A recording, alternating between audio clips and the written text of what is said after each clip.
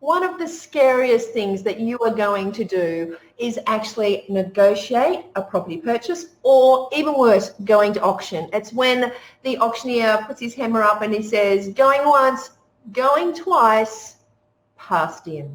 And that's exactly what happened to me.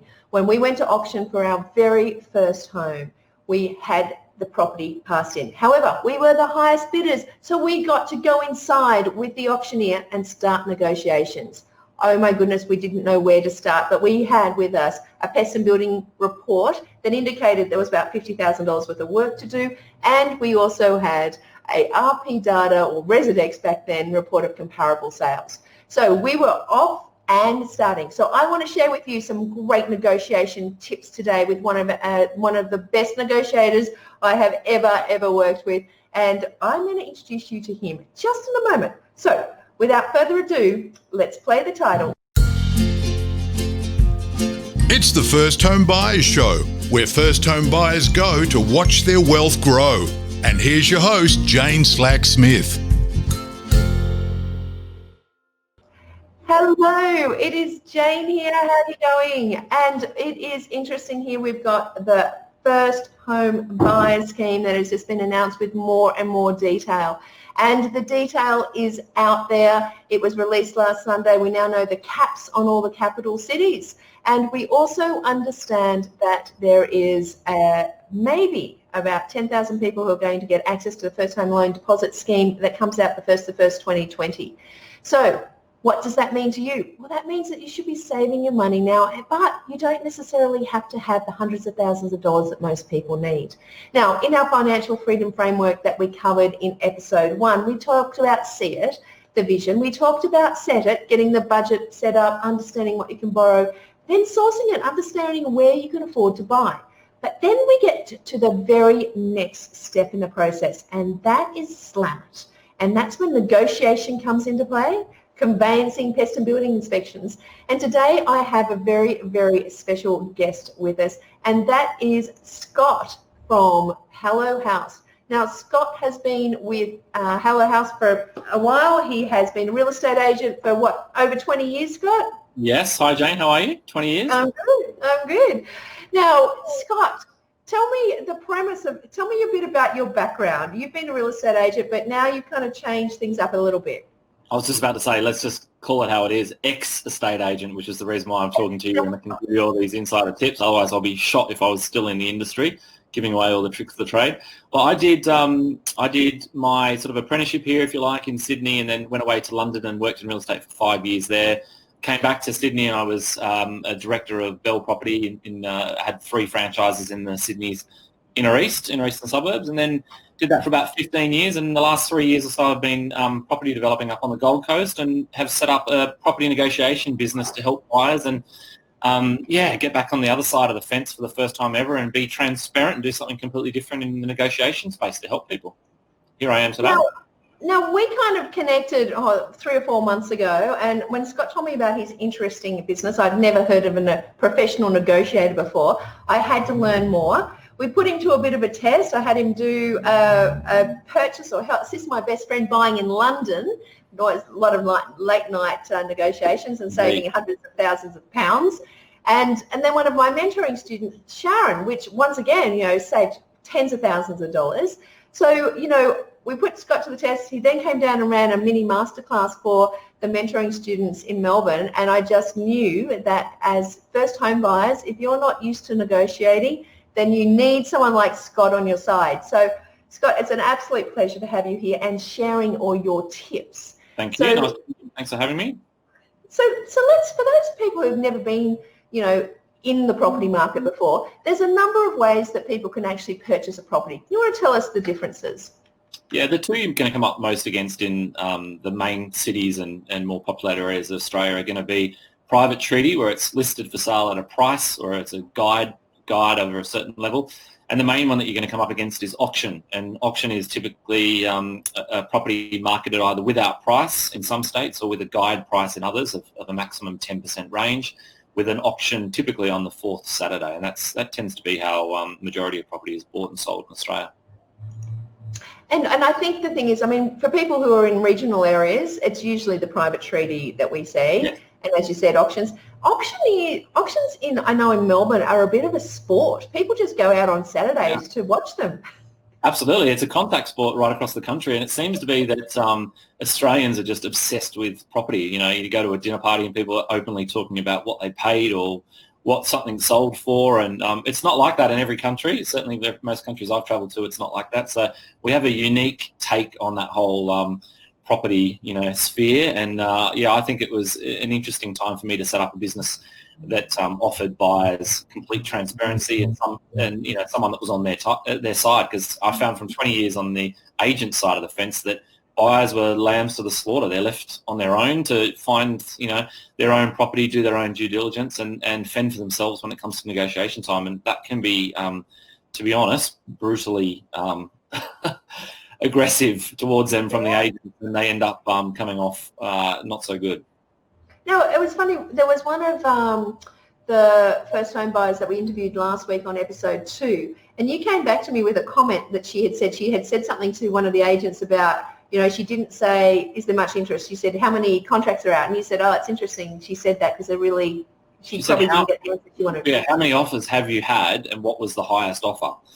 So I thought, and my take on that, listening to your interview with her, was that she got a lot of confidence. She gained a lot of confidence by asking that question, and she perceived that answer to be a straight answer back to her that gave her some sort of understanding of where it was at with this campaign and what possibly she had to do to secure it herself. What I wrote to you afterwards was I actually find that it's probably fairly misleading from the agent, because if a buyer asked that question in that scenario, you're going to position your answer to suit whatever you need to do to prop up your campaign. So, she thought she was getting a straight answer. By asking a direct question, she was probably going to get a lie, or, whatever answer the agents, needed to say to her. It might not have been a complete lie, but it might just be withholding a part of the story to make it sound a little better or favourable for there. Okay, so let's talk about this. You mentioned that agents or auctions, there's a 4-week campaign. Tell us some of the things that we would hear about an agent would say to us during that campaign to get us to auction, because I imagine that's their goal. Yeah, their goal is definitely to get you through the 4-week campaign if they can, and you're going to hear a lot of different throwaway lines that they train to use internally in their office. They practice these lines to try and ensure that they can get as many people dragged along to that 4th Saturday, and they have their public show, which is the best chance for them to sell the property at the highest price they perceive, and to put their skills, I guess, on show to the most people to try and pick up more listings elsewhere. So you'll hear lines. I'll rattle off a few of them, because anyone that's been interested in property or out and looking recently at open for inspections would have no doubt heard these during an auction campaign. The first one is, my vendors are committed to the auction process. This is a standard one that kind of just shuts everybody down. Can I buy it prior? No, my vendors are committed to the auction process. So they've made a decision. They're going to sell on the day, and that's final. So they won't be swayed from that decision. Another one is, we're letting the market dictate the value by running it through to auction. Oh, yeah. I've heard that one. That's one to say, well, maybe the market's low, maybe the market's in the middle, maybe it's high, who knows, but the market will decide on the day. So let's just run it through to auction, and everyone's got a fair chance. So that's all just BS anyway to get you along to that 4th Saturday. Another one is, we've got strong interest in the property, and the only fair way is let everyone have a go at buying it under auction conditions. Now, that one seems like a pretty, fair answer, I guess, if you ask that of the agent. There's heaps of people that are interested in buying this property, so let's just let everyone have a fair and open go at it under auction conditions, but you'll definitely hear that one along the way. Another one is, it's a tricky property to appraise. The vendors would prefer to run it to auction and let the market decide. So this can be used really often, because it's very difficult to find two homes that are alike. Things are in different condition, different aspects, different streets. So that's a one for them to put out there and not trick you, but get you along to that 4th Saturday. I'm dealing with multiple vendors. It might be a deceased estate or a family sale. It's easier to run it to a public auction as they can't all agree on a selling price. So that's a constant one that comes up. Another one is, it's a messy divorce. One of them wants to sell prior. The other one wants to drag it out to auction as punishment to their other ex-partner. Which is interesting. I had a friend at one stage. They were buying a block of apartments down in Sydney, and the they asked the agent how much, and it was insane. It was like 1.6 million. And this friend of mine said, oh God, I'm really disappointed. We really wanted this, but you know, we can't, there's nothing we can do. And the vendor somehow heard this conversation, and the friend had said, oh, you know, I grew up in a certain town. And the vendor said, oh my God, so did I. Look, this is a divorce. He's got enough money. You know, I don't care. What can you afford? And she said 1.2, and she said done. And that was the negotiations, and it was the punishment for the ex-husband, right? Yeah, well, this sounds funny, but I've had 2 of those messy divorce lines thrown at me in the last month of negotiating for clients for Hello Haus. So this is a line that constantly come up. I can tell you one of them went nowhere. It's still on the market, and I'm still just waiting because they won't see eye to eye. It wasn't an auction. And the other one was just BS, was complete hot air. We made an offer that was above the guide price in the first week. He gave me all these lines, exactly what I'm just showing to you now. But one of those the whole time was, it's a messy divorce. The wife accepts your offer. He actually said to me, don't offer more money. Stop offering more money, because it won't sway the husband, because the husband just wants to drag it out to the auction day as punishment for the wife. And I'm like, but neither of them live there, so it's not really punishing anyone. The property's vacant and styled. So this was just his line to get me there. And as it turns out, we went to auction. He told me the day before all the things. You know, there wasn't going to be much competition, and you're going to buy it for less than what you. It's going to be one of the rare auctions where you bought it for less than what you offered in week 1. Anyway, we turn up 5 or 6 competitive bidders. We ended up having to spend $2,500 more than we offered to buy the property. So we got it, but it cost us slightly more, and it turned out that what he was saying was just hot air, as what I'm trying to relay to you now. So I mean, we sit on one side of the fence and we're hearing all of these things and going, oh, okay, that makes sense. That it's really hard. You have to go to auction, and we bow out. But being someone who's been on that side and understands all of these lines, you're sitting there going, oh, they're just pulling my leg. Why are they doing this? Tell me, why would an agent say this, and why are they trying to get us to this auction? Part of it is they want market feedback, right? So they're looking to see what's happening in week 1, week 2, which is typically when the best buyers come through the campaign. They're the ones that are hot on real estate and domain.com and looking at all the new listings. But part of it is they want to see those buyers come through, give everyone an equal opportunity to see the property, give that feedback to the client, and then set the vendor's expectations for how that auction campaign will run from there. So that's the sort of realistic way and the nice way possibly of what they're trying to do there to service their clients. But to give you some of the sort of dark side, which I know is what you want to get out of my brain all the time, Jane. I want the dark side. Yeah, the dark side. Step into the dark side for a second. What the agents are saying when they do that is probably 4 or 5 different things. And I'll tell you what they are. The number one thing is they're trying to secure themselves 4 weeks of public marketing. So they want to enhance their market profile. Yep, they want to control more listings in the marketplace. They want more online presence, more signboards, more local paper, print media, letterbox drops, and the rest of it. Because if they have more time, they're going to meet more sellers and win more listings and grow their market share. So that's the key reason why they want to run you through to auction.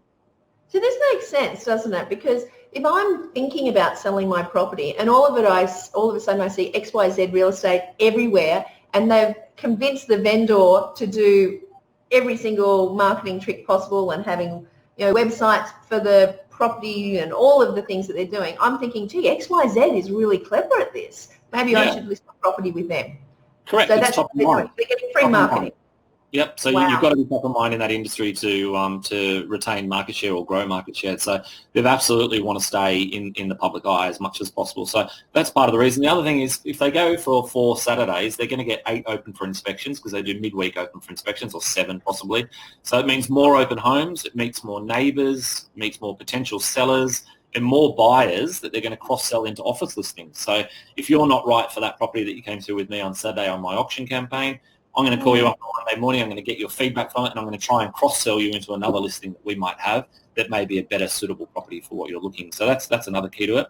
The other one is probably harder to realise for buyers if you're not in the industry as to why they're doing it. It's because if you make an offer during the campaign, the agent is legally bound to present that offer to the vendor. So if they've given you a guide price of say $750, and someone walks in on week 1 and offers $750,000. And it's unconditional, and they present that to their client, which they must do by law. If their vendor knocks that back, legally they've got to increase the quote. to offers in excess of whatever they knock back, in this case 750. So you've got all these buyers that may have been really strong buyers in 3 weeks' time or 4 weeks' time at auction day that are at the low end of that range at 720, 730, that are now going to be told that, well, they're not even going to sell for 750, you have to pay more than that. Well, they're out. So they're gone. So all of a sudden the auction's dead because all of your other buyers that are going to push your 750 buyer are no longer there anymore because they can't afford to spend over 750. So the agents don't want your good offer early in the campaign because that's going to blow up their auction campaign and make it very difficult for them. The other thing is if they... Can I ask, is it only a written offer that they have to pass on, not a verbal? Yeah, written offer. Legally they have to pass on verbal offers and written offers. But, of course, a written offer and an unconditional written offer carries a lot more weight. And if you're going to ever go via Office of Fair Trading or anything else, you need to have something in writing that you've done that. So I think anyone that's putting an offer forward should do so on paper. That's the best thing. But the other thing is if the vendor's been waiting painfully for 4 weeks and then you come in as the agent and set your auction reserve price with them maybe on the Thursday night before the Saturday auction, and you've given them nothing but either lowball offers that are below the price guide or no offers at all, so you've given them no good news, the chances are when you set the reserve price, the vendors are going to come crashing down because they're stressed. They're highly stressed that their property is not going to sell. They're at their weakest point, and you're going to be able to get a reserve price out of them that's lower than possibly what you told them, and that overinflated price to win the listing in the first instance as the agent. These real estate agents are so clever, aren't they? Yeah. They're masters in psychology. Yeah, so they want to control that. They've got to control the vendor, they've got to control the buyer, and they've got to run their campaign in the middle. So they don't want your high offers, and they don't want to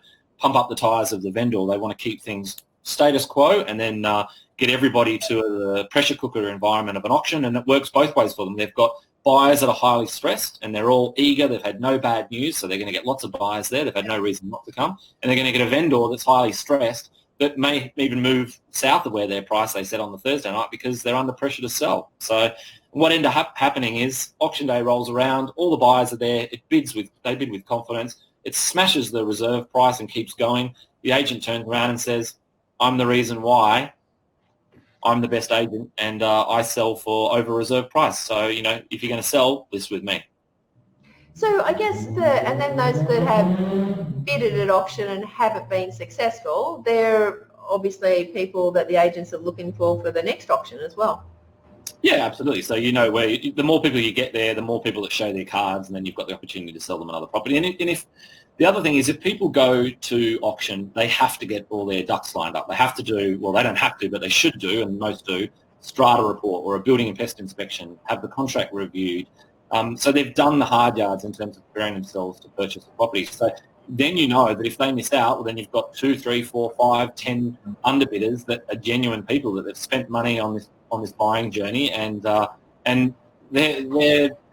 their appetite for looking around is just waned. So it's easier and easier to mould those underbidders into a property that they may not have been perfectly suitable for, and to get them to pay a lot of money for it because they're over it. They're burnt. They've spent $600, $1,000, many hours of their time, and they're just ready to wrapping up. I'm feeling very manipulated now.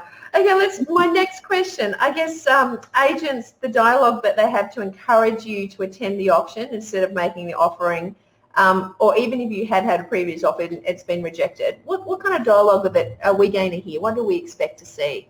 Well, you'll get these thrown out to you if they've rejected an offer during the auction campaign. So you'll hear these from whenever you've had your offer rejected right through to the auction day. But typically, for any buyer that's just coming along and they're dragging you along to that fourth Saturday, you'll hear it in the last week, and normally in the last 1 or 2 phone calls as they kind of prep you and close you basically to get along to that auction. So you'll hear things along the lines of, one of my strongest competing buyers has just purchased a home locally. They're now out of the race, so this is a golden opportunity for you to buy with less competition. So competition, you're the winner?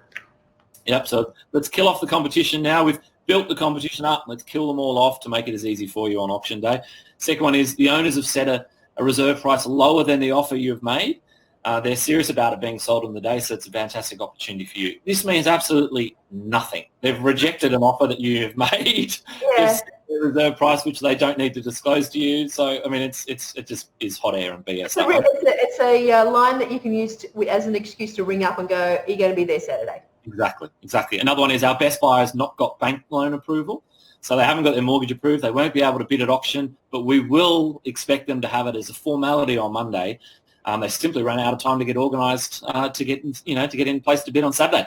This is always dropped on the day before the auction because it's like 4 o'clock, 5 o'clock Friday afternoon. Geez, we've lost our best bidder. They did everything they could. The bank manager let them down or whatever. Their broker let them down. But you know what? They'll be there on Monday. So, if this fails to sell, I guess we'll get it. I feel a bit dirty now. I've heard that before and I believed it. The reason they say that is because the next time you hear this is on Saturday at auction when the bidding is stopped and they're going to come up to you and say, look, yesterday I told you about that buyer that just missed out. They're going to be here on Monday. So you either bid up now again and you've got to bid against yourself here because you haven't quite yet met reserve price, or you're going to lose this on Monday morning. So your call. Do you want to lose it? You're in pole position to buy it.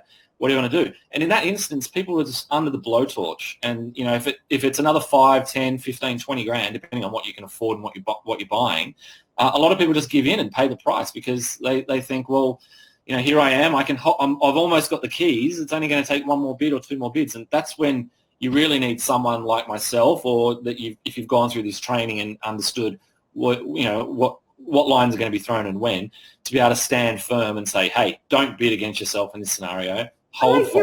Against yourself. When you say that, it sounds dumb, right? But the reality is it's exactly what they've just talked you into. And it sounds like a good idea when it comes from their mouth.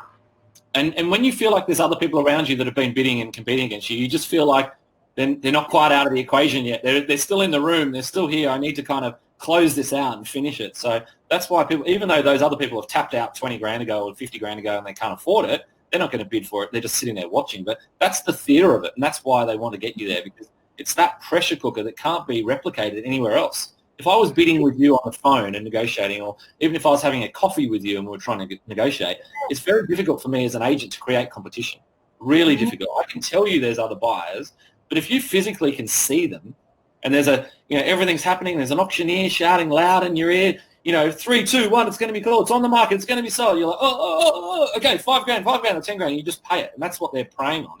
They want you to do that, and that's why they are so heavily trained towards the auction method, and you'll come up against it. Let's just talk about this training. I mean, obviously, running your own franchise and having agents working for you, you were training and learning and doing role playing and every week. But you shared with me earlier something around the fact that you used to visit other auctions of your competitors as well and look at their properties. Tell me a bit about that.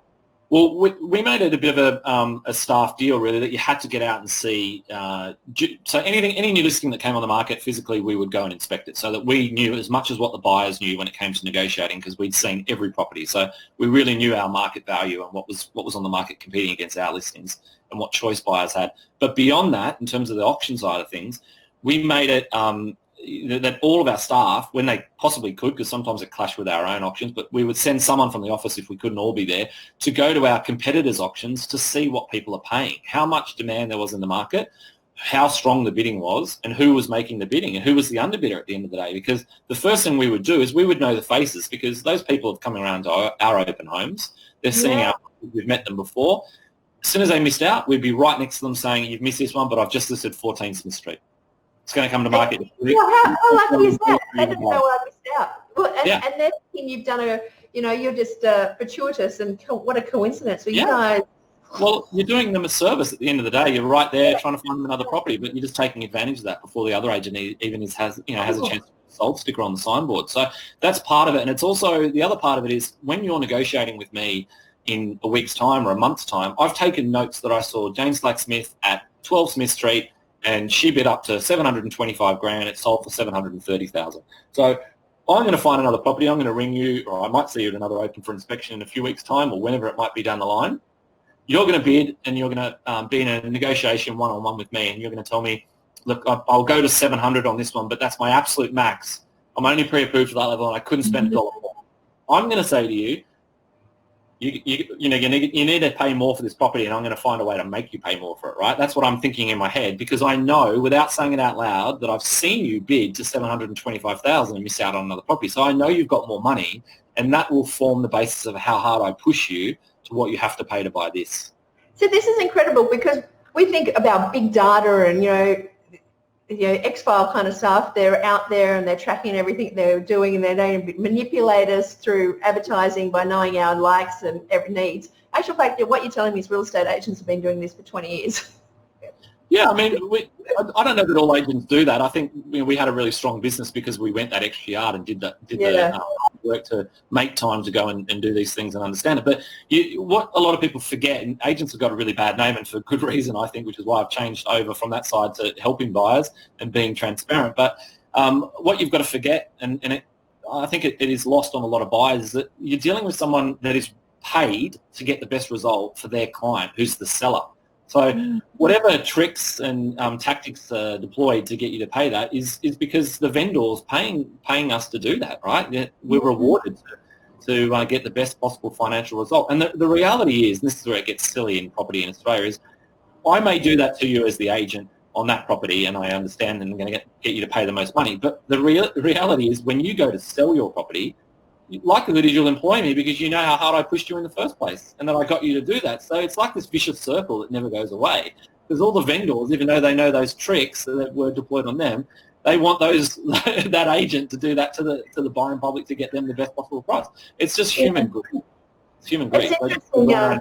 You go through and you have a look at some open homes, and you ask an agent, has there been offers made, or can you tell me a bit about the campaign, or why is the vendor selling? And there's some agents just cave completely. Well, we think they're caving. They give us all this information, and you think, oh, I'm never going to use them if I'm selling. There's a certain buyer, psychology behind it, really, is in terms of what you give out. So people may perceive you told them too much, Yeah. But some agents that are clever about it, they want you to know. They've told you what they want you to hear. True. Right? And it'll be part of their sales tactic. They'll tell you, look, we've just lost a buyer at 735, and if they had another buyer at 735, they'd bite their hand off. The reality is, it's 35 grand over price. It's worth 700, but they've just told you that they've had another buyer at 735. So you feel like, oh my God, I can't believe it. I might have, who knows what I would have paid, but now I know what I've got to pay is 735. But really, they've just set you up to pay a price that's higher. So you've just got to be so cautious about it. And I just keep saying to my clients, just fall back on your data. Research, get out to open for inspections, get out to auctions. There's no better guide to the strength of the market and understanding what's happening in terms of market conditions in your little micro market, your suburb in part of the city, is to go to an open for inspection and see what the numbers are, and then turn up on auction day and track what's happening. How many people are bidding? How hard are they bidding for the properties? Or what things are passing in at, and how long it takes for them to sell post that. So if you do those things, it's very difficult for the agent to get anything over you, because you're incredibly well tapped into what's happening in that little micro market. One of the things I've found as well is, if you know who the auctioneer is going to be, actually go to a couple of their auctions beforehand, because you get a feel for how they act, and you can get a feel for, well, let's just talk about that quickly before we moved on to private treaties. But agents that say, I need to go in and talk to the vendor, what's going on there? Well, yeah, I mean, this is good. We can come back to that in a second as well. I was going to say to you, talk to you about different tactics that the auctioneers will play out. We discussed this actually in the masterclass that I did for you guys down in Melbourne to your mentoring clients, and what sort of game playing will happen. And this plays into the question that you just asked. So an auctioneer, their job is to keep the life of the party going. They want momentum, they want volume, and they want to blast you out, really, so you don't have time to think. They're also going to break down those big numbers that you're perceiving that you're going to spend, like if they're asking you to spend another 20,000, into small numbers. So they're going to say to you, look, it's only a coffee a day. What, for how long? The rest of your life plus the next 100 years or whatever it might be. Like, they're going to use throwaway lines like that. Yeah. They're going to try and throw dad jokes in there just to break the ice, so you have a bit of a laugh. But what they're trying to do is just take your concentration off the fact that you're spending another $20,000, which is like the equivalent of buying another car on top of the property price or whatever. People just need to break it down to what they're actually spending. So when you talk about what the agent's doing while that auctioneer is doing his magic on the dance floor, then often what will happen is the property will, the public will bid, and the bidding will be exhausted at a natural level. And let's say the bidding gets to 710 and the reserve was 700 on the dot.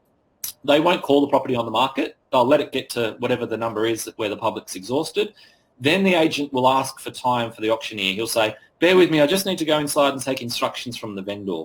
What they're doing is they're going to basically go in and pretend that they're talking to the vendor and take instructions to see if they're ready to put the property on the market and sell. All of the time, they know that they're already 10,000 or whatever that amount might be over the reserve price where they're selling anyway. So they'll go inside. The reality is they're going in for canapes and a glass of champagne, saying to the vendor, hey, what a great job I've done. Watch me get this buyer up another 10, 20, 30 grand, see how well I can do to really earn my commission and earn more money. So they go out and pretend that they're beating down their vendor. They come out to the highest bidder and they say, look, it's really close to being called on the market. And they'll show a business card with a number written on it that they've just written, as a joke to the buyer, and it might say 750 on it. And they'll go up to the buyer and they'll say, will you pay 750? And the buyer will go, oh, I'm at 710. What do I do? Do I pay 750 or? And then you'll wait and you'll just let them hang themselves. The buyer, you'll let them stress and stew over it, and then they might come back and say, no, okay, well, will you pay 7? And I won't say another word as the agent. I'll just sit there waiting for you. Pressure cooker. Will you pay 730? No. Okay, will you pay 725? And it just goes on and on and on until you say, okay, yeah, I'll pay 720. And then you go, okay. Yeah, leave it with me for a second and I'll talk to the vendor and see if I can get the price down. And it just goes back and forth, playing ping pong until you've bid against yourself and you've spent 20, 30, 40 grand when you didn't have to. Oh, you're making me angry. Okay, let's move on to private treaty. Tell me about some of the dialogue that we might hear where we go to private treaty. So there's not a 4-week campaign. It's pretty much the property's on the market. We've got a price guide. What are agents going to be telling us to get our bid or our offer? Well, yeah, they're going to tell you that there's most agents, I think, in that situation are going to tell you that they've got either strong interest in the property, which is just this kind of standard throwaway line to keep you competitive, or they're going to tell you that they've got a conditional offer on the property to purchase it, which means that the offer that the other party made was bound by something. It might have been, which is a negative. It might be they want a long settlement or they've got a small deposit size, or most importantly, and probably more often than not, it'll be that they're conditional upon the sale of their own home. So it means that they've made an offer at a certain level. They'll tell you that the vendor's agreed to sell at that level, but it's on the market until that party can go unconditional. So what they're doing is trying to show you that, there's a small window of opportunity here for you to act, put a strong offer on the table that must be unconditional. So they're just trying to push you into making an unconditional offer. So they're doing that for a couple of reasons. One is to give you comfort that someone else has already offered a high amount so that you can, relax, that you're not overspending on it, that there's someone else that sees value at that level, so it's market value. So that's one thing that they're trying to do. And then the second thing is they're producing competition that they can bring up at a later date. So if you show interest in the property and you go forward and you make an offer, but for whatever reason, if you stall or if there's some sort of delay in progressing your offer, or you've got second thoughts, then they'll bring in this trump card of, wow, the conditional offer has just, all of a sudden found a buyer on their own property and they're ready to go unconditional. So you've got a very small window now. It might be a day or, a day and a half to act. Otherwise, you're going to miss it. It's going to be sold. So it's a way for them to bring in competition at a different stage as well that you've got to be wary of.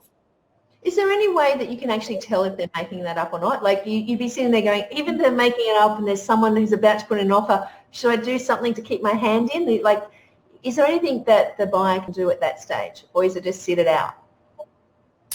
It's really, really difficult, to be honest. The only thing that you could ask is for them to produce the contract and show you. Or an email or whatever that's got it from the purchaser, and they can black out the purchaser's name or whatever and show you it. But it's difficult to call bluff on the agent in that scenario because often they'll just say, look, for privacy reasons, we can't show you. But what I told you is exactly where it's at. So you need to pay this price or you jog on to the next property. Okay, so private treaty and agents, what else are they going to do to try to get us to get an offer in that's at the price point that they want or what they've indicated to the vendor? Well, I think private treaty, they're just going to often, as I said to you, they'll create competition and they'll also position you where you need to be. So they might say to you, look, we've got interest at X level and it needs to be Y to buy the property. But because they're vague about where the interest may be, you feel like they're giving you some really tight guidelines on where you need to spend, but in reality, they're just sort of pointing you where they want you to go. So what you're going to be cautious of is whatever they list the price at, I would expect there's always going to be plenty of wiggle room. in private treaty. It's not always the case, but most of the time people understand there's going to be some form of negotiation. So the list price is not going to be where you want to aim at. You want to do your research and try and aim at saving some money below that. But also you don't want to be competing against, and this goes back to what we talked about with auction and guide prices. You need to remove what the agent tells you is the parameters for price. So if they tell you the guide is 7 to 750, forget that as best you can. Just work on what the comparables are and where the data is. And it's the same with private treaty. No matter what the property is listed at for sale, let's say it sells for 750. Well, it's probably going to be on for 789 or 799 or a figure like this. So forget how much you're saving off the asking price if you perceive it to be a really good deal. Focus on what it's actually worth and then what you may have bought it for that's below that value in terms of what you save. That's the key thing for me. It's interesting because I know that you went in to negotiate on behalf of one of our mentoring students, and from memory there was a deceased estate, there was numerous parties involved, they wanted 980. She'd done all the research to think that the top price she wanted to pay was 915. How do you, and obviously, you know, you ended up going in there and negotiating below 915, but how do you bring that expectation down as part of the negotiation? Do you sit it out and put your best offer out, or are you always out there just incrementally chunking a bit? Well, it's interesting. Sharon, the buyer in that instance, had done what I ask all my Hello Haus clients to do, which is deliver me up some comparable sales that we can hang our hat on and we can really study and discuss prior to me speaking to the agent in the first instance. So Sharon had some good comparable sales, and in that instance there was quite a few like-for-like homes that had sold in, say, 3 to 6 months in that local vicinity. So it's not always the case that you can find direct comparables, but there was some pretty good data for us to benchmark there. What I did, because there were so many vendors in that scenario, I know from the selling side that it's really difficult to wrangle a whole heap of people that have got all different opinions on where the property value may sit. And they're all in different states of financial need in terms of how much people want that money out of the estate, or they don't really need it in terms of their financial health. So the best way to do that, I think, is I put a written offer on email, because I knew that was something that the agent could share with all of those interested parties and to try and get them to make a decision. And what I did is I went into great detail with the comparable sales evidence that we had broken down, the reasons why we positioned our offer where we did, what the market had done in that suburb in the last 12 months and since those prices had been achieved, to try and arrive at what I perceived as a fair valuation in terms of where the offer sat that was not an insult to them. So that was the first scenario, and then what I expect from that is a counter offer. The only reason I do that is because I know they're not going to accept it first time, or it's highly unlikely, especially when you're dealing with so many people. But what I'm looking to find there is a counter offer, so some sort of movement from their 790 or 980 or whatever the price was that was listed actually.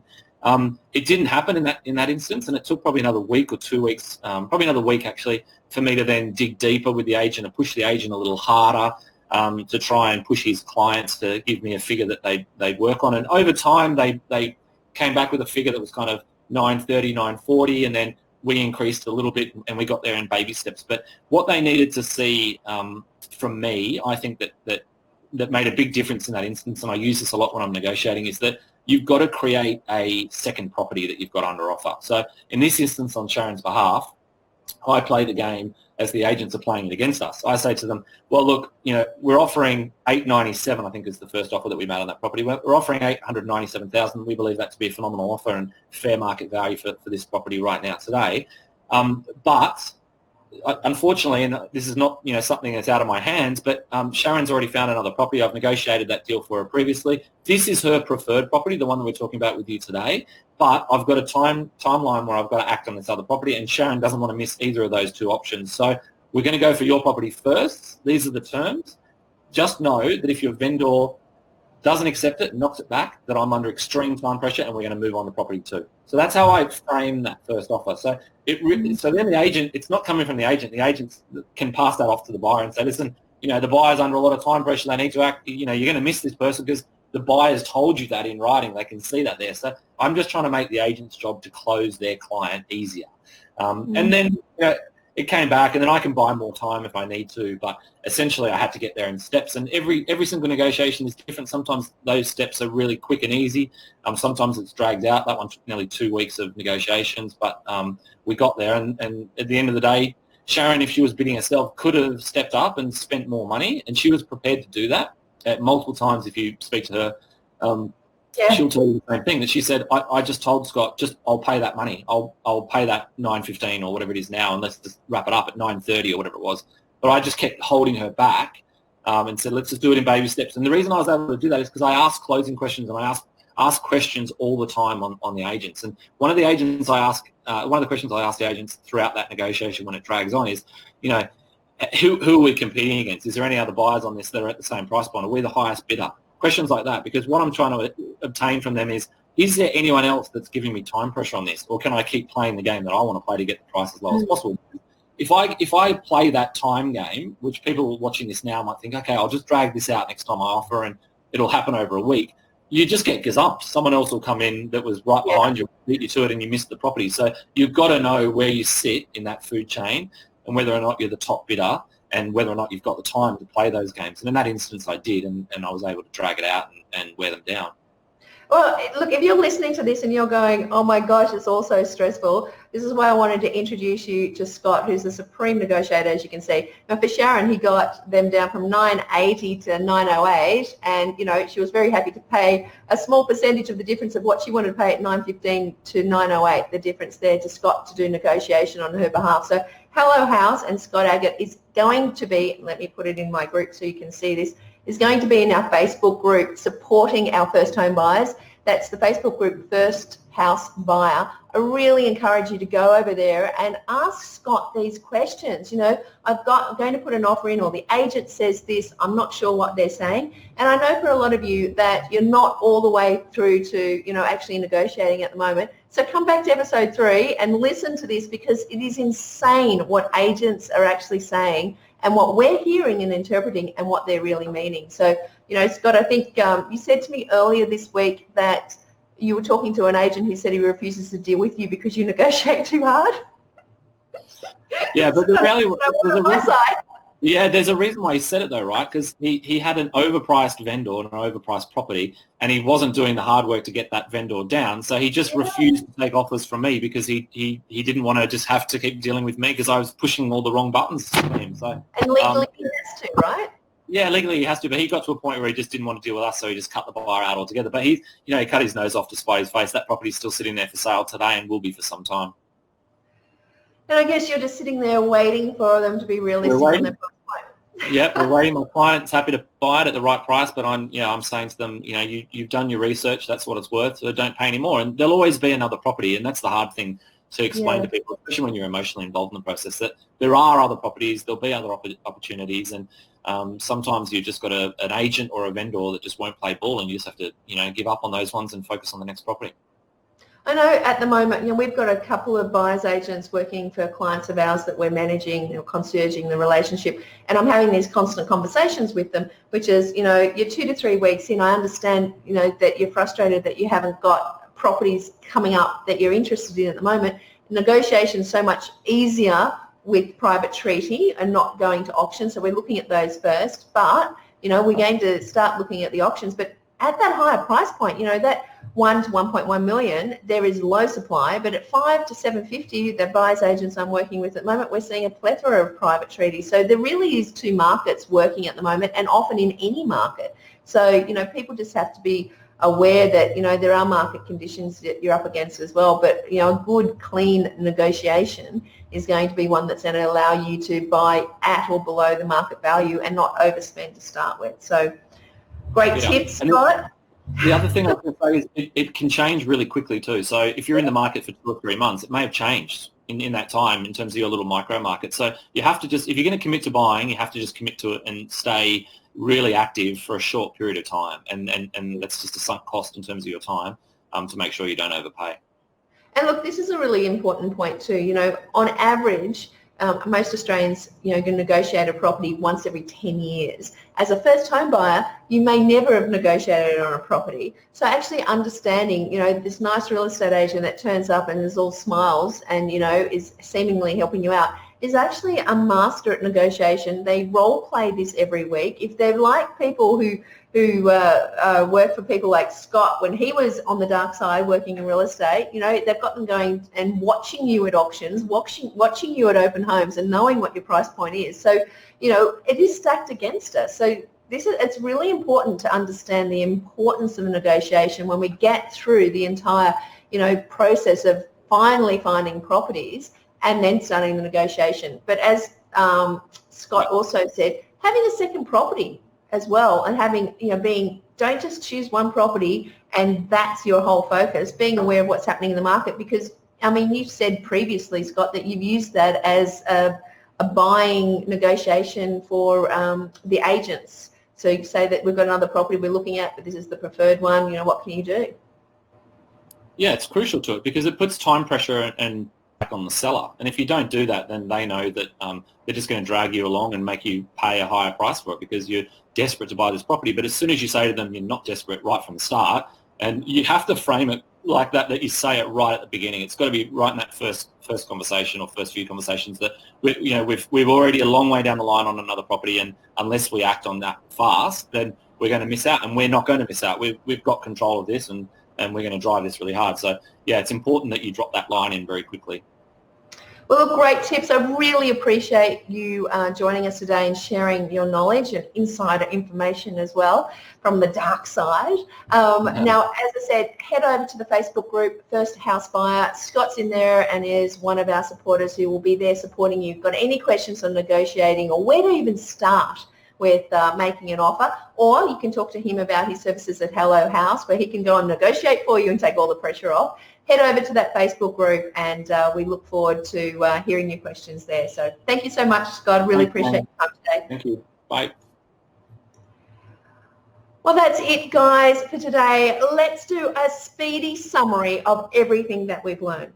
Negotiation is the key to success in buying a property at market value or below. Understanding what you're up against is half of the battle. Real estate agents are out there every single day negotiating, and they are masters of human psychology. They know exactly what to say and when to say it. So don't think that they're giving you a little bit of tidbit of information on the inside, because in actual fact it's part of a very strategic sales mechanism that they have been taught year in and year out, and probably practice every single week through case studies and live in the market.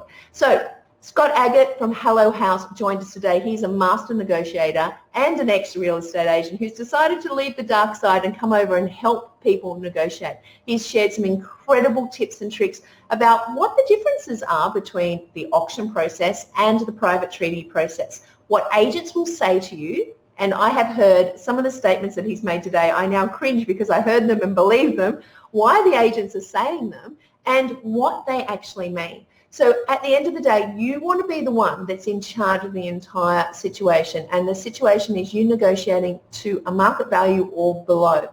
The agent is out there to negotiate on the vendor's behalf, not on your behalf. So know that, understand the importance of knowing the numbers, understanding the importance of doing your own research, and understanding the importance of not giving up and just paying what is being asked. Understand that price guides are just guides, but you should probably forget them, do your own comparable sales and work out what you think the property is worth.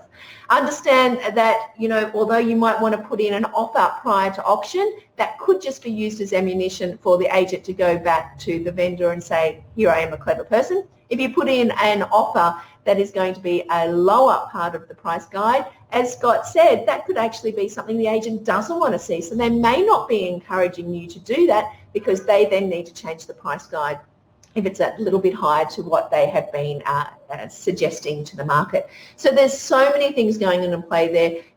The agents are getting a 4-week marketing campaign for their company and for their brand, and so they're very much going to encourage people going to auctions. They want to have people there on the day. And I want you to go back, if you're listening to the full episode, go back and check out what agents say the day before auction to get you to auction. You are going to hear this time and time again, and Scott's insights were absolutely priceless. So head over to the First House Buyer Facebook group. Scott's going to be in there to answer your questions. He's one of our supporters and admin to assist you in your negotiation questions. If you want to talk to him about engaging Hello Haus, I suggest you really take him up on that offer, because I've tested him with my best friend and some of our mentoring students, and he has done an incredible job negotiating on their behalf. So this is what you need to remember. You want to be in control. Data and research is going to give you that information about comparable sales, And then you're going to need to know what you're up against. Real estate agents are master negotiators. And if this is your first negotiation, you probably want to have an expert on your side. So as always, here, guys, is to your property success. You'll catch us here every Wednesday. If you'd like to type remind below, we'll send you a copy. It goes live again, which is 12:30 Australian Eastern Standard Daylight Saving Time every single Wednesday. And if you'd like to be a guest and have my one-on-one assistance in helping you through your struggles or where you are, I'd love to have you as a guest on the show. Just type guest below and we will contact you. But as always, here is to your property success. And that's it for this week's First Home Buyers Show. And Jane will be back next time with more tips, tricks, resources and interviews. See you then.